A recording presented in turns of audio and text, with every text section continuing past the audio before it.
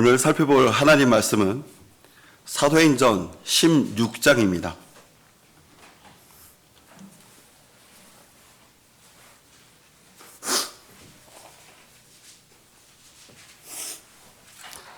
사도행전 16장 13절부터 15절까지 받들어 읽겠습니다.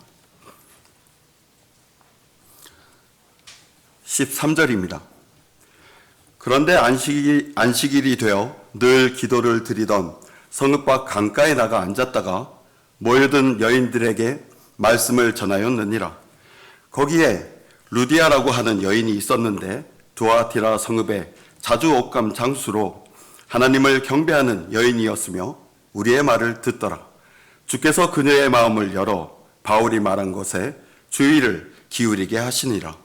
그리하여 그녀와 그녀의 집안이 침례를 받자 그녀가 간청하여 말하기를 당신들이 저를 주께 신실한 자로 여기신다면 저의 집에 와서 머무소서라고 하며 우리를 강하게 붙들더라. 선을 이루시는 하나님의 은혜 위로라는 제목으로 말씀을 전하겠습니다. 사도행전 16장에서는 여러 상황들이 펼쳐집니다. 디모데가 함께 동역하게 되었고 바울의 환상을 통해서 마케도니아의 빌립보까지 가게 됩니다. 본문처럼 루디아라는 여인을 만나게 되고 점치는 영에 사로잡힌 소녀에게서 더러운 영을 쫓아낸 것이 발단이 되어서 감옥에 갇혔다가 풀려나고 또 그 와중에 간수가 구원받는 이런 모든 상황 속에서 주님께서 주시고자 하는 한 가지를 발견할 수 있습니다. 그것이 위로입니다. 16장에서 주님께서는 위로를 어떠한 과정을 통해서 주시는지 먼저 살펴보겠습니다. 그리고 나서 오늘 읽은 말씀을 통해서 위로의 출처가 무엇인지 또 위로를 통해서 어떠한 선한 결과들이 나타나는지를 알아보겠습니다. 오늘 알아볼 위로를 통해서 위로를 소유하게 되고 이 위로를 나누어 줄 수 있는 여러분이 되기를 바랍니다. 먼저 5절 말씀을 보겠습니다. 본문 5절입니다.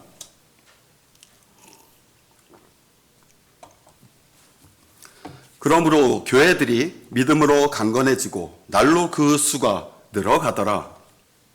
이 바울과 동역자들의 수고와 헌신으로 교회들은 강건한 믿음의 성도들로 그 수가 늘어갑니다.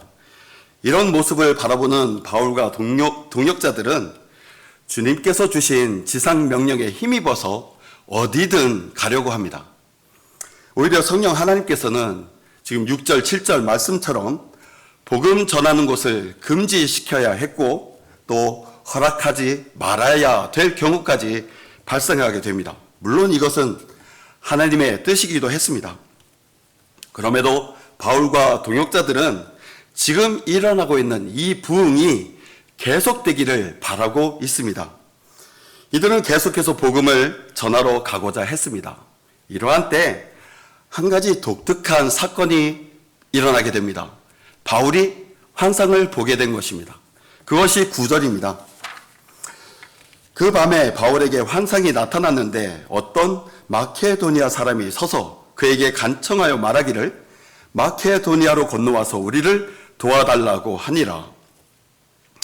바울과 동료들은 복음에 대한 열정이 넘치는 상황에서 금지되는 곳도 있었고 허락되지 않는 곳도 있는 이런 상황에서 환상을 보게 됐으니 확신을 가질 수 있었을 것입니다. 그것이 10절입니다. 그가 그 환상을 본 뒤에 우리는 즉시 마케도니아로 떠나려고 하였으니 이는 주께서 그들에게 복음을 전하게 하시고자 우리를 부르셨다고 확신하였음이니라. 그렇게 해서 마케도니아의 빌립보까지 가게 됩니다.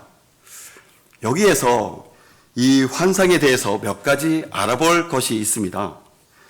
사도행전에서 이 환상을 통해서 어떤 메시지가 전달될 때에는 앞에 환상을 주는 주체가 누구인지를 기록하고 있습니다. 물론 그 주체는 주님이십니다. 그렇기 때문에 그 주체에게 환상의 내용을 기도로 묻기도 하고 응답도 받고 또 환상에서 주는 메시지에 순종합니다. 바울의 눈을 뜨게 했던 아나니아가 그러했습니다. 사도행전 9장 10절입니다. 주께서 그 사람에게 환상 가운데 말씀하시기를 아나니아야 하시니 그가 말하기를 주여 보소서 내가 여기 있나이다. 주님께서 주시는 환상이었습니다. 또 사도행전 10장 14절에서도 베드로 역시 환상을 보게 되는데 그때 말씀하신 것에 대해서 잡아먹으라는 것이었죠. 주님을 부르며 응답합니다. 베드로가 말하기를 주여 그럴 수 없나이다. 나는 결코 속되거나 불결한 것을 먹은 적이 없나이다. 주님께서 주시는 환상이었습니다. 사도행전 18장 9절에서는 오늘 본문과 다르게 바울에게 환상을 주는 주체를 밝히십니다. 그때 주께서 밤의 환상으로 바울에게 말씀하시기를 두려워 말고 전파하며 잠잠하지 말라. 이것에 순종했고 1년 6개월 동안을 계속 머물면서 하나님의 말씀을 가르칠 수 있었습니다. 그런데 본문 9절에서는 그 밤에 바울에게 환상이 나타났다고만 말씀합니다. 주체를 밝히지 않습니다. 바울은 자신이 본 환상을 통해서 마케도니아의 빌립보까지 가게 되는데 그 과정이 너무 급합니다. 그 환상을 본 뒤에 즉시 떠나려고 했습니다. 어떠한 준비나 대비를 생각해 볼 겨를도 없이 떠난 것입니다. 그 12절 뒷부분에 보면 우리가 이 성읍에서 며칠 동안 머무니라 라고 되어 있습니다. 즉시 도착한 곳에서 어떠한 일이 즉시 일어날 것만 같았는데 12절 말씀처럼 며칠 동안 어떠한 일도 일어나지 않는 것입니다. 10절에서 우리를 부르셨다고 확신하였음이니라. 이것은 주님의 뜻이겠다는 바울 개인의 확신이었습니다. 기도를 통해서 얻게 된 응답의 확신이라는 것이 보이지 않습니다. 그러면서 가게 된 곳이 마케도니아의 빌립보입니다. 첫째 가는 도시이고 로마의 식민지였습니다. 아마도 많은 사람이 모이는 곳이었을 것입니다. 중요한 것은 그렇다고 해서 이러한 과정 가운데 바울과 동역자들이 죄를 짓거나 불순종한 것이 있다는 말입니까? 절대로 그렇지 않습니다. 신실하고 충성스러운 열정으로 가득 찬 믿음의 여정입니다. 그러나 이것을 바울의 후반기 사역과 비교해 보면 여기에 얼마나 기도에 관한 자세가 달라져 있는지 알 수 있습니다. 이전에 로마서 15장에서 살펴보았던 것처럼 이 로마로 가기 전에 얼마나 간절하게 기도했으며 기도 부탁을 했습니까? 심지어 분투해서 기도해 달라고 하지 않았습니까? 모든 일들에 앞서 기도로 점철되어 있었던 것과는 큰 차이가 있습니다. 바울 자신도 시간이 지난 후에 사도행전 16장의 일들을 떠올리면서 그때를 복음의 초기에라고 기록합니다. 빌립보서 4장 15절입니다. 빌립보인들아 너희도 알거니와 복음의 초기에 내가 마케도니아에서 나올 때라고 기록하고 있습니다. 복음의 초기였기 때문에 그만큼 시행착오를 했다는 말이 아닌 것입니다. 16장에서 바울과 실라가 겪었던 환난은 이후에 이들을 더 강한 그리스도인으로 주님의 뜻에 더 기도로 무장하고 주님의 일들을 감당하게 되는 것입니다. 그러나 모든 은혜의 하나님 곧 그리스도 예수로 인하여 그의 영원한 영광으로 우리를 부르신 분께서 너희가 잠깐 고난을 받은 후에 너희를 온전케 하시고 경고케 하시며 힘을 주시고 확고히 하시느니라. 베드로전서 5장 10절입니다. 이러한 가운데 주체가 되어지는 주께서라는 말이 14절에 나오게 됩니다. 주님께서 간섭하시는 일이 시작된 것입니다. 14절입니다. 주께서 그녀의 마음을 열어 바울이 말한 것에 주의를 기울이게 하시니라. 14절에 와서 주께서라고 하신 이유가 나타납니다. 그것은 하나님의 일들을 이루는 것도 중요했지만 바울과 동료들에게 가장 절실하게 필요하게 될 위로를 준비하기 위해서입니다. 이제 앞으로 22절 이후에 바울과 실라는 감옥에 갇히게 됩니다. 수많은 매를 맞는 환난을 겪게 됩니다. 이들에게 위로를 주시기 위한 배려와 인도하심을 준비하시는 주님이심을 나타내고자 14절에 주께서라고 간섭하시는 것입니다. 우리가 말씀을 통해서 또 기도를 통해서 고백하듯이 주님은 위로의 하나님이십니다. 하나님을 송축하리로다. 그는 우리 주 예수 그리스도의 아버지시요 자비의 아버지시요 모든 위로의 하나님이시며 아멘입니다. 우리의 모든 환난 가운데서 우리를 위로하시는 분이시라. 고린도 후서 1장에서도 알 수 있듯이 주님의 일들과 사역은 주님의 위로가 없다면 그 누구도 감당할 수 없습니다. 본문에서 일어나고 있는 시대이든 현재 우리가 살고 있는 시대이든 그 어떠한 사람도 주님의 위로가 없다면 감당해내지 못하는 것입니다. 요나에게 가장 필요했던 것이 무엇인지 아십니까? 박농쿨이었습니다. 하나님께서 요나의 머리 위에 그늘지게 함으로 인해서 심히 기뻐했다고 기록합니다. 위로해 주신 것입니다. 여러분이 현재 어떤 위로를 필요로 하는지 모를 때에도 주님께서는 사람과 환경과 여건을 통해서 위로를 주시고 있는 것입니다. 깨달았다면 감사해야 합니다. 위로가 없는 가정, 어떤 자녀가 집에 들어가는 것을 좋아하겠습니까? 여러분 가정에 누군가 위로해 주는 사람이 있는 것입니다. 위로가 없는 교회, 상처만 남게 되는 씁쓸한 교회 아니겠습니까? 우리 교회는 위로하는 누군가가 있는 것입니다. 위로가 없다면 쉼이 없고 안정이 없고 기쁨이 없고 활력이 없습니다. 마치 자동화된 공장의 기계와 같은 것입니다.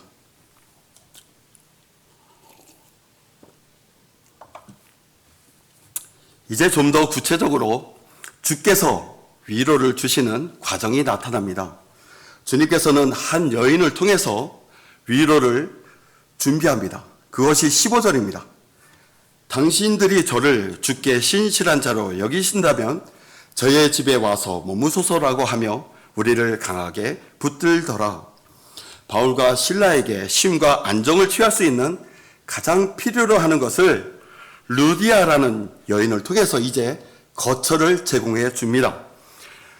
마지막 절인 40절에 기록되었듯이 이들은 매 맞고 상처나고 지쳐있는 상태에서 감옥에서 나옵니다. 그들이 감옥에서 나와서 어디로 가는 것입니까? 40절입니다. 그들이 감옥에서 나와 루디아의 집에 들어가서 형제들을 만나 그들을 위로하고 떠나니라. 여러분이라면 비록 감옥은 아니라 해도 이런 고통과 고난과 위험의 순간을 겪고 난 다음이라면 발걸음을 어디로 옮기겠습니까? 하루 종일 거리에서 설교하고 복음을 전하다가 파죽음이 되었다면 어디로 가겠습니까? 집 아니겠습니까? 들어가서 두 다리 쭉 뻗고 들어누울 따끈한 방바닥이나 푹신한 침대 아니겠습니까? 물론 몸에 쉼과 안정만 있었던 것은 아닙니다. 감옥에서 구원받게 되는 간수를 보면서 주님의 위로를 받았을 것이고 그것이 다른 형제들에게도 위로를 줄 수 있었을 것입니다. 주님께서 주시는 위로는 쉼과 안정과 기쁨과 새 힘을 얻게 합니다. 주님의 간섭하심이 있고 주님의 세심한 배려와 인도하심이 있고 주님의 돌보심이 위로로 나타난 것입니다.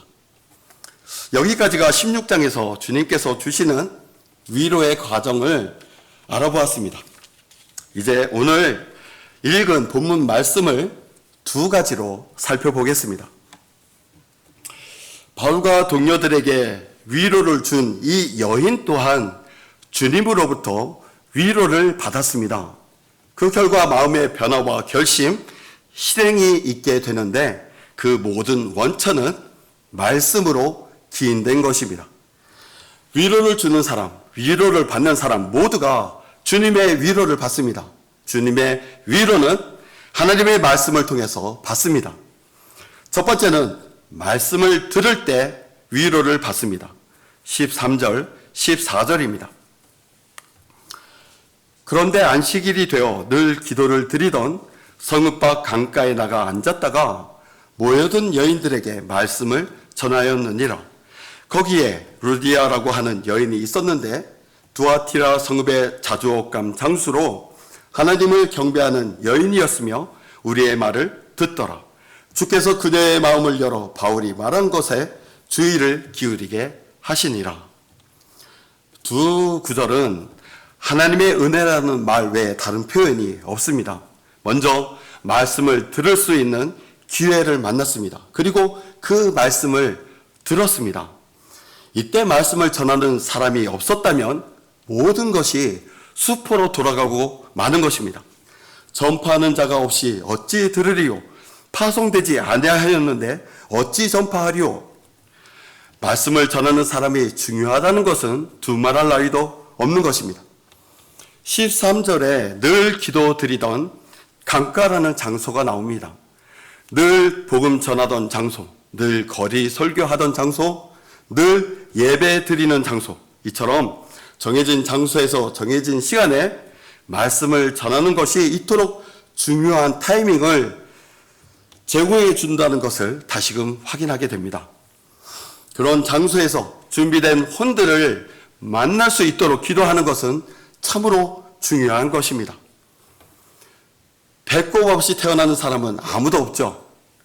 모두가 엄마 뱃속에서 탯줄을 통해서 영양을 공급받다가 태어나면서 탯줄을 끊고 나옵니다.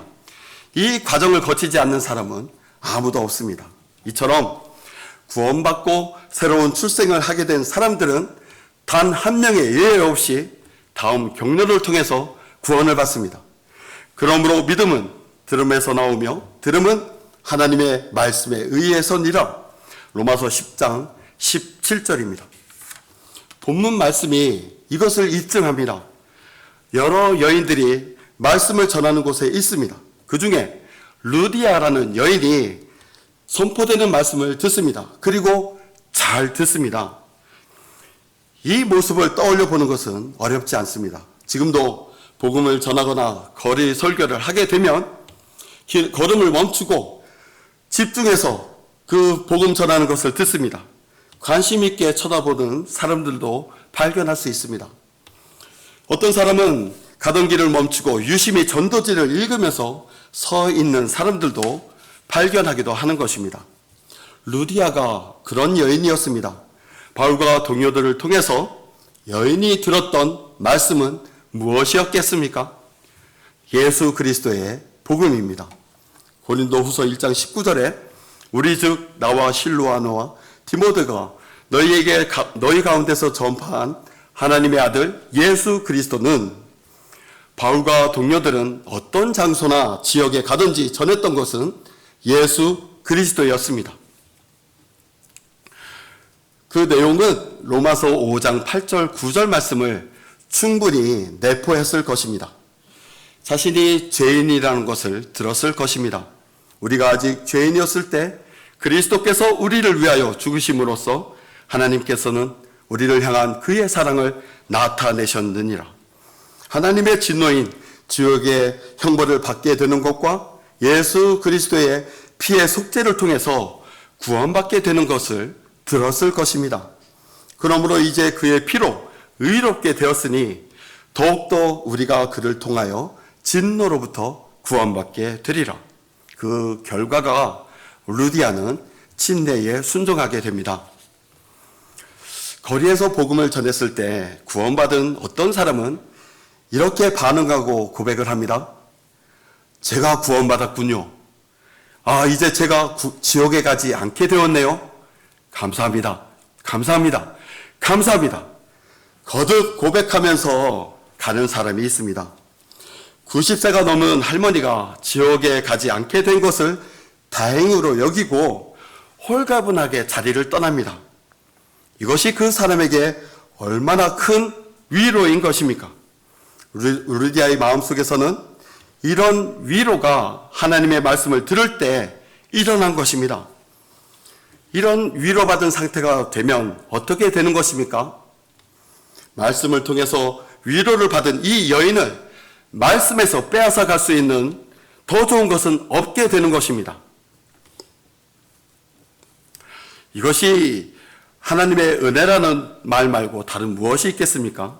14절에서 주께서 그녀의 마음을 열어주셨다는 것은 주님의 은혜를 받았다는 것입니다. 마르다의 동생 마리아가 그랬습니다. 누가복음 10장 39절입니다. 그녀에게는 마리아라고 하는 동생이 있었는데 그녀도 예수의 발 앞에 앉아서 주의 말씀을 듣고 있더라. 이때 사람들을 접대하느라고 바빴던 언니 마르다가 예수님께 간청을 합니다. 지금 주님의 말씀을 듣고 있는 저 마리아를 일 좀 할 수 있게 해달라는 요청이었습니다. 동생이 좀 얄미웠을까요? 그때 예수님의 대답입니다.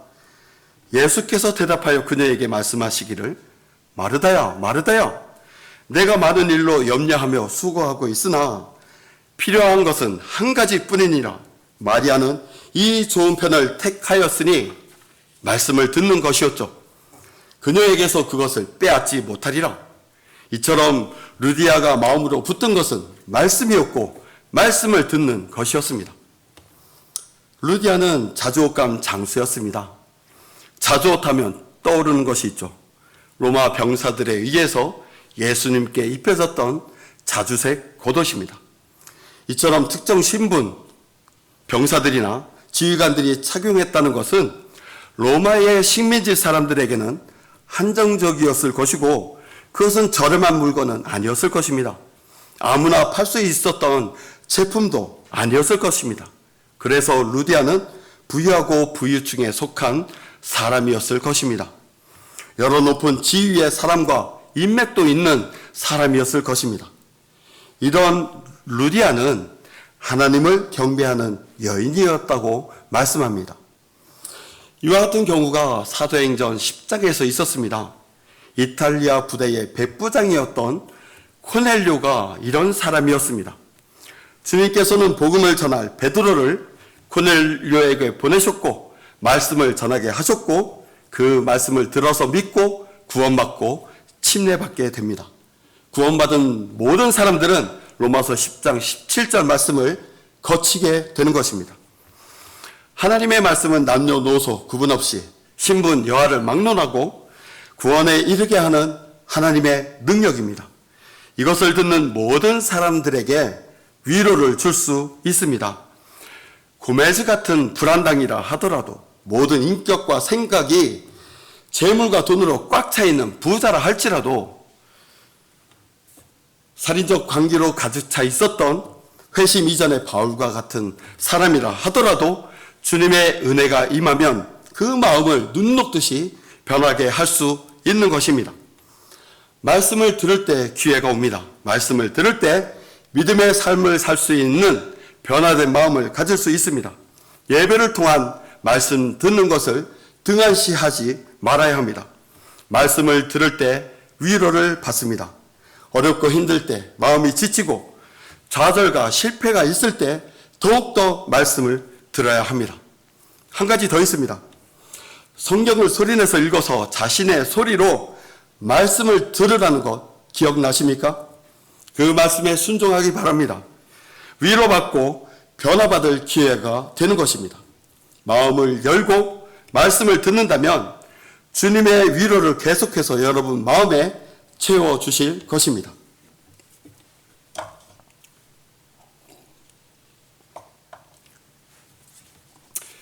위로를 주는 사람, 위로를 받는 사람 모두가 주님의 위로를 받습니다. 주님의 위로는 하나님의 말씀을 통해서 받을 수 있습니다. 두 번째는 말씀에 순종할 때 위로를 받을 수 있습니다. 15절입니다.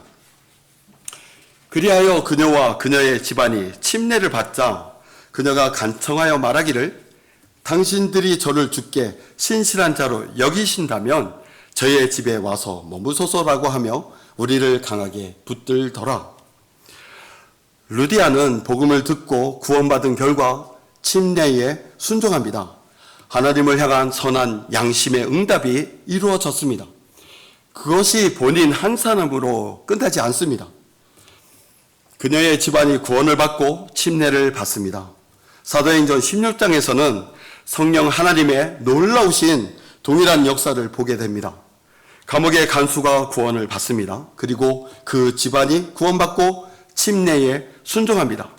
이들은 모두가 주님의 은혜를 받은 것이고 주님의 위로를 받은 것입니다. 여러분의 부모가 구원받게 되거나 남편이 구원받고 아내가 구원받고 자녀가 구원받게 되어서 침례에 순종하는 모습을 본다면 얼마나 큰 위로가 되겠습니까? 구원받은 사람에게 나타나는 강력한 마음의 열정과 간절함은 자신과 가장 가까이에 있는 누군가가 구원받게 되기를 바라는 마음인 것입니다. 이것은 두 사람의 예처럼 단번에 구원받고 침례까지 순종하기도 하지만 누군가는 수년 동안 그 이상 동안 기도하고 간구해야 하는 것일 수도 있습니다. 2번, 3번 복음을 전했는데 거부했습니까? 이것을 포기해서는 안 됩니다. 자신의 지레짐작으로 우리 가족은, 내 친구는, 내 동료는 절대로 구원받을 사람들이 아니야. 자포자기해서는 절대로 안 되는 것입니다. 말씀의 능력을 믿고 지속해서 기도해야 합니다. 그리고 기도의 요청도 해야 합니다. 분투해서 기도를 해야 합니다. 루디아는 주님의 은혜를 받았습니다. 이제 하나님의 말씀에 무엇이든지 순종하고자 합니다. 이것이 자원하는 마음과 합쳐집니다. 자원하는 마음이 생겼다고 해서 다 되는 것은 아닙니다. 그에 따른 용기, 대가, 또 희생이 요구됩니다. 루디아는 여성이었습니다. 용기가 필요했습니다. 조롱과 비난이 있을 수도 있고 장사에 손해가 있을 수도 있었습니다. 그러나 주님에 의해서 강력하게 마음에 품은 자원하는 마음을 막지는 못했습니다. 그것이 15절입니다. 당신들이 저를 주께 신실한 자로 여기신다면 저의 집에 와서 머무소서라고 하며 우리를 강하게 붙들더라. 이 여인의 전심으로 자원하는 마음을 주님께서는 풍성한 은혜로 채워주기 위해서 다른 사람이 볼 수 없는 필요를 볼 수 있게 해주신 것입니다. 루디아는 자신이 말한 것이 나중에 이들에게 얼마나 큰 위로를 주게 되는 것인지 모르는 상태에서 자원해서 말했고 거처를 제공한 것입니다. 잠언 16장 1절입니다. 사람이 마음으로 준비하는 것과 그 혀의 대답은 주께로부터 나느니라. 그 결과 주님의 선을 이루게 됩니다. 그것이 40절입니다. 그들이 감옥에서 나와 루디아의 집에 들어가서 형제들을 만나 그들을 위로하고 떠나니라. 하나님의 입장에서 한번 볼까요? 이 여인이 바울과 동료들에게 베풀어준 위로를 주님께서 보실 때 얼마나 기쁘게 받으셨겠습니까? 주님께서 가장 사랑하시고 귀하게 쓰임받는 바울과 동료들을 위로해 줬으니 말입니다. 최고의 찬사와 칭찬이 있었을 것입니다. 이 두 아이를 키우는 어느 엄마의 사소한 생활에서 겪었던 위로받은 이야기입니다. 아이 둘을 키우다 보니까 소아과에 자주 다니게 되었고 집에서 가까운 곳도 가보고 또 추천하는 곳도 가보고 유명하다는 병원도 가보고 했는데 절대 다신 안 가고 싶은 곳도 있었다고 합니다. 어느 소아과에서 의사가 엄마에게 잘 키우셨다. 애 키우느라 엄마가 애쓰셨다. 아이한테는 너를 가장 사랑하는 사람은 너희 엄마야 라고 말해주는 병원에 다녀왔다고 합니다. 그런데 왠지 영양제 맞은 것보다 더 힘이 난다는 것이었습니다. 또 다른 소아과에서는 엄마한테는 위로하지 않더라도 자기 자녀에게 아무개야 많이 힘들었겠구나. 선생님이 잘 보고 안 아프게 도와줄게. 이렇게 말 건네주는 병원이 있었다고 합니다. 그런데 이 두 번째 병원이 엄마에게는 정말 최고의 병원인 것 같다는 글이었습니다. 엄마 입장에선 자신보다 더 사랑하는 자기 자녀에게 위로를 주었던 그 병원이 최고의 병원인 것입니다. 옆에 있는 지체 한 명 한 명은 하나님 자신보다 더 사랑하시는 자녀들입니다. 그 지체에게 위로를 주는 것을 바라보시는 하나님께는 그 위로를 주는 형제나 자매가 최고인 것입니다. 최고의 찬사와 칭찬을 주십니다. 받는 것보다 주는 것이 더 복되다라고 말씀하신 이유입니다. 그래서 성경 곳곳에서 위로하라고, 서로 위로하라고 말씀하시는 것입니다. 이 말씀에 복종해야 합니다. 여러분 주위에 위로를 주고자 하는 대상이 있습니까? 또 마음에서 위로해 주고자 하는 마음이 생겼습니까? 망설이지 말아야 합니다. 위로를 줄 수 있는 방법은 무한대로 열려 있습니다. 마음으로, 기도로, 물질로, 돈으로, 시간으로, 또 곁에 함께 있어 줌으로써 위로의 말로써, 눈물로써, 또 본문처럼 거처를 제공함으로써, 희생함으로써, 복음을 전해 줌으로써 위로를 줄 수 있습니다. 주님께서 주시는 위로를 통해서 위로를 받는 사람과 위로를 주는 사람이 모든 일을 합력하여 선을 이루는 참으로 놀라운 주님의 은혜가 넘치게 되는 것입니다. 여러분이 반드시 소유하고 있어야 되는 것은 주님의 위로이고 주님의 위로를 주는 것입니다. 설교를 마치겠습니다.